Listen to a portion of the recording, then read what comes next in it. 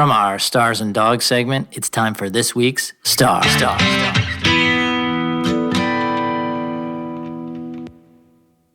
And next, we will go to our Star of the Week. Very topical. Coinbase Global Inc.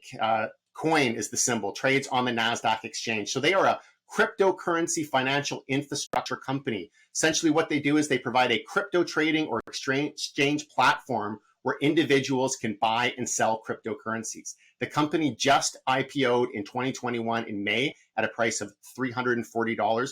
Right now, it's about a $25 billion market cap company. So this company is up over 50% over the last 5 days. Now, don't get too excited here. The stock is also down 73% over the last 12 months. So definitely a lot of information to unpack to figure out what's going on. But what is the reason why this company would have such a big move over the past 5 days?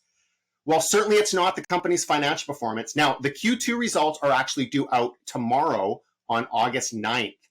So we'll have to look a couple months back at the Q1 results, but still, negative 27% revenue growth year over year in the quarter. Operating cash flow was negative $830 million compared to $3.4 billion.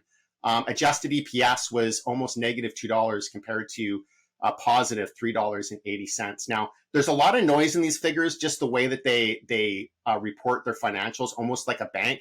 So when you look at that operating cash flow in Q1 of 2021, there's a lot of that which is actually capital money received from their users in the form of deposits. So that's not really their money.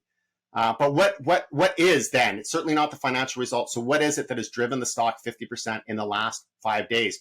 Well, the company on August 4th announced a partnership with BlackRock, where essentially Coinbase is going to offer their cryptocurrency platform to institutional investors at BlackRock. And they think that there is major potential in this. Now, beyond that, of course, there's a few other things that happened in response. Certainly meme traders started to pile into the stock, and also there's been a short squeeze with the share price moving up.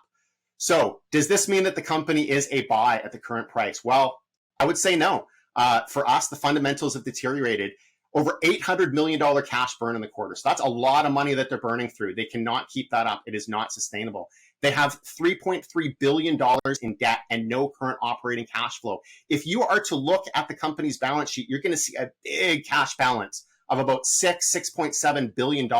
But don't believe that, because if you look onto the liabilities segment of the balance sheet, you're going to see that there are deposits owed to the company's users of about $12 to $12.5 billion.